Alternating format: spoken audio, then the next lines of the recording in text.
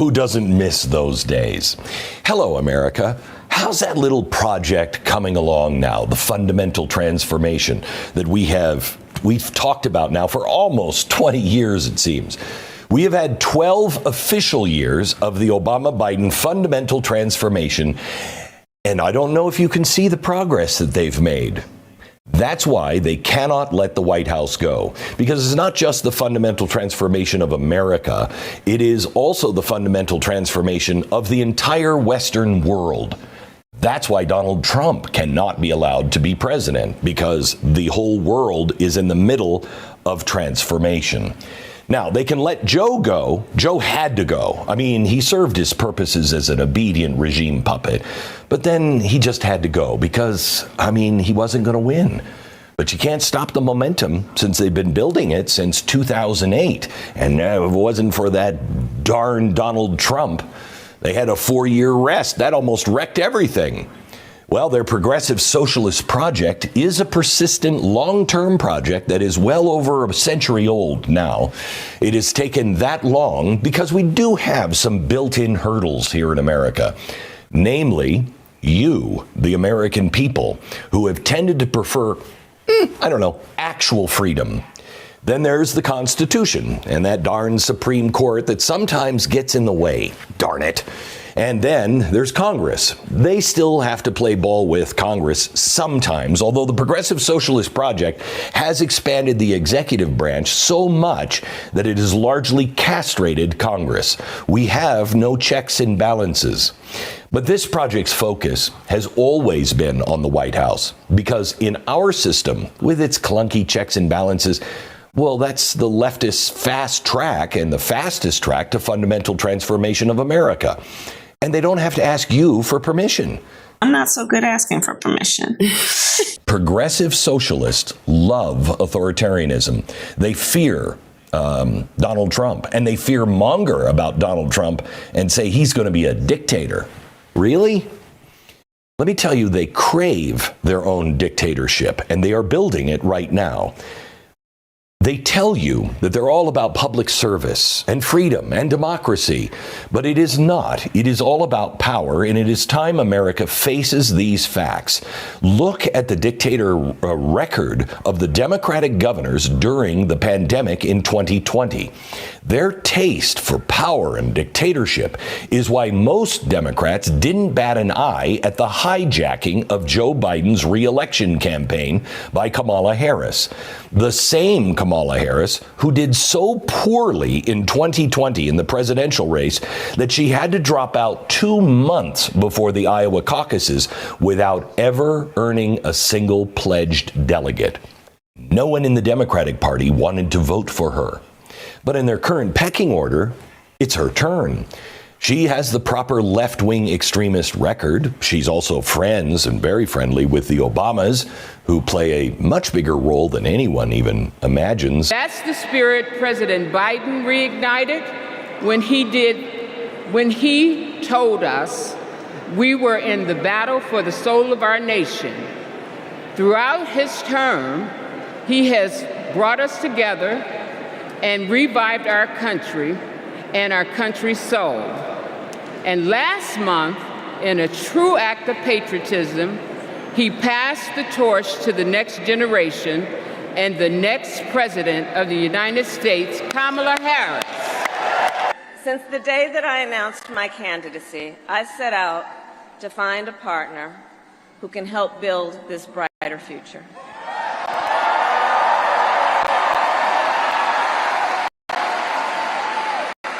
A leader who will help unite our nation and move us forward. Kamala Harris named Minnesota Governor Tim Walz as her running mate. So within hours after Kamala Harris made Tim Walz a VP pick, the bat signal went out from the Dems to label him as a moderate, middle-of-the-road Midwesterner. To characterize him as left is so unreal. It's just not what the question. He's right down the middle. He's a heartland of America Democrat. Walz is viewed as more of a moderate figure, but someone who has picked up a number of progressive causes as governor. Here's a look at what Walz brings as running mate in an election showdown with Donald Trump and J.D. Vance. Tim Walz is a proven winner among rural voters, and he's been very successful in Minnesota, which is a state that Republicans are trying to put onto the battleground map. Let's run through the list. When BLM and Antifa were looting and burning down Minneapolis in the summer of 2020, what did Walz do? Well, he did call out the National Guard eventually. When seconds count, Tim Walz acts within days. 3 days, in fact. Decisions were made in a situation that is what it is, and I simply believe that we tried to do the best we can in each of those. He actually called the riots an exciting event, which destigmatized criminal activity and put the rights of criminals over their prey. He abandoned every victim, be they black, white, Asian, or old, because they could not be stereotyped into a group with magical protections. So they had no power. And so he tossed aside lawful citizens to gain favor of the lawless mob. He was a coward. Look, we all recognize that peaceful protests are protected by our Constitution, and that's no different for those that happened after the murder of George Floyd. But when the protest turned into violent, destructive riots here in Minnesota, Governor Tim Walz enabled them. The last time Harris and Walz tangoed, he let rioters burn down Minneapolis, and she bailed him out. Walz blamed America for the Black Lives Matter riots and said they were exciting. A society that does not put equity and inclusion at the center of it is certainly going to eventually come to the places where we're at. They're going to want fundamental change, and that is what I think. Some fundamental change, I mean fundamental transformation. And it sure has worked. You know, that reminds me of a statement that the vice president made at the same time, where she was talking to a reporter and she said these riots are going to go on, and they should go on, because they have a lot to say and people need to listen, and we need fundamental change. That's one of the exciting things in the midst of all this. You can feel a sense of optimism coming back. During that dangerous time, Tim Walz failed his people. And under his tenure, these are some very important, very raw facts. The police force here shrunk by nearly 40%. Violent crimes surged 30%. Murders in Minneapolis surged 73%. Nearly 50,000 people left Minnesota between 2020 and 2022. And the impacts continue to linger. Minneapolis has seen increases in property damage, motor vehicle theft, and aggravated assault this year compared to just last year. Overall, prices here in Minneapolis are up 22% from the start of Walz's tenure, just as prices are up 20% nationally under Kamala Harris. It's clear that Harris and Walz think they can trick the American people into supporting them, but the people are smarter than that. They know exactly what's going on. And while Tim Walz let Minnesota burn, it was Kamala Harris who poured gasoline on the flames by helping to bail out those who held the matches. 5 days after the riots began, and there were millions of dollars in destruction, Kamala Harris helped raise money not for the people whose businesses were being destroyed or the livelihoods ruined, but for the criminals who destroyed them.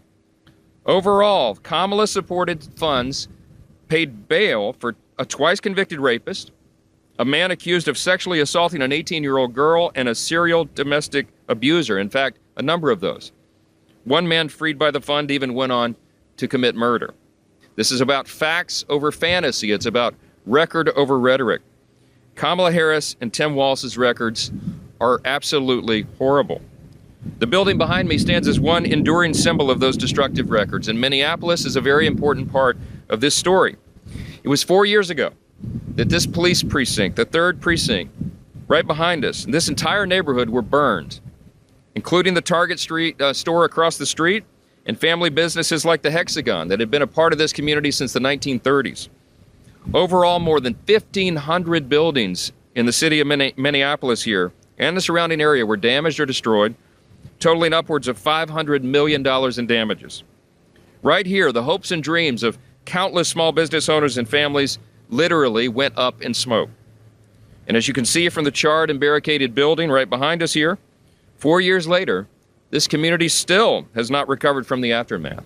Tim Walz talks about freedom and minding your own business in his convention speech. What a joke. There's a golden rule. Mind your own damn business.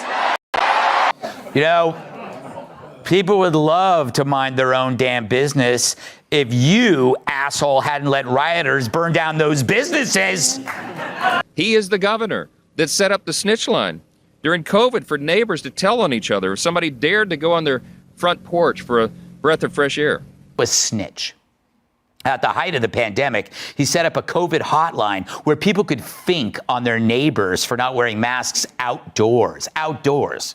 Walz also limited indoor gatherings to 10 people. He declared a statewide mask mandate and shut down restaurants, gyms, and other businesses.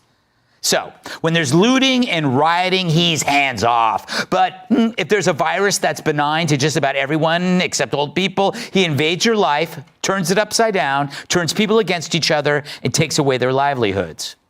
Now, let's talk a little bit more about Tim Walz. He's also under fire for a massive COVID-19 fraud that happened under his watch as Minnesota governor. More than $250 million of federal money was defrauded, and it was one of the largest pandemic-era fraud schemes anywhere in the US. The alleged perpetrators used a Minnesota-based non-profit organisation called Feeding Our Future, which the Minnesota Department of Education was supposed to be overseeing. They did a very poor job of that overseeing. It's astonishing that this went on for so long on such a grand scale without it being nipped in the bud. And you looked at the details, it wasn't a particularly sophisticated program. You would have thought it would have been spotted early.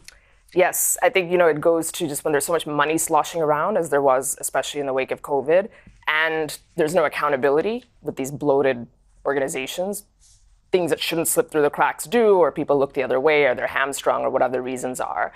For Walz, states are despotic, other states in the country, when they pass laws that reflect the values of their own people by protecting kids from gender surgeries. We're seeing totalitarianism at rise of telling them that they don't have a place to speak. In Minnesota, every single child is valued. Notice the Orwellian use of language. You value a child when you allow him or her to be subjected to life-altering medical treatment before the age that they can even order a beer at a ballpark. But never forget, some of the most hateful people, hateful toward Christianity, traditional family teachings, will always, and I mean always, pose as the good guys. This is an open state that is welcome for people. This is a state that values science, values people's own personal opinions to make their own choices. That hatred, that bigotry stops at our borders. If you can judge a man's integrity by his friends, well, listen closely to Tim's activist friends. Governor Walz has been supportive of the LGBTQ community since he was a high school teacher. My dad was a teacher. My brothers and sisters and I followed in their footsteps. 3 out of 4 of us married teachers. That in 2004, he tried to take a group of students to a campaign rally for President George W. Bush. But the students were supposedly turned away because one of them had a John Kerry sticker on his wallet. Walz later claimed the incident so enraged him that he went to work for the John Kerry campaign as a county coordinator in Minnesota. Now, some dispute this story, including a man who says he was working for the Minnesota GOP in 2004 and took photos of the people protesting at the Bush rally that Walz likes to talk about. He says this photo shows Tim Walz holding a homemade John Kerry sign along with some students. Regardless, Walz was already on a path to leave teaching and become a politician. 5 months after that Bush rally, he enrolled in a progressive training program by Wellstone Action, which now goes by the name Repower. But as soon as he had the chance as governor, the mask came off. Here he is just a few weeks ago during a fundraising event called White Dudes for Harris. Don't ever shy away from our progressive values. One person's socialism is another person's neighborliness. When we elected 11 new LGBTQ members to the House 2 years ago and created the Queer Caucus, and I started pushing the importance of the trans refuge bill that I carried, he was always right there. Dylan's thrilled because Walz turned Minnesota into a sanctuary state for sex change operations for children. No age limits. We want every Minnesotan to grow up feeling safe, valued, protected, celebrated, and free to exist as their authentic versions of themselves. Protecting and supporting access to gender-affirming health care is essential to being a welcoming and supportive state to the community.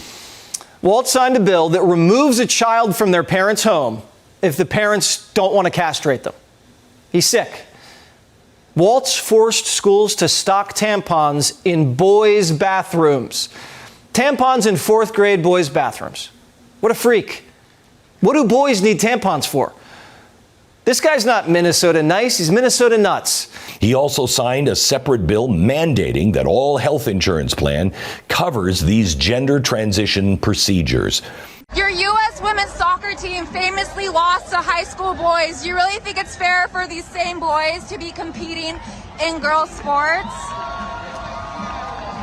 Why should trans people compete against young girls?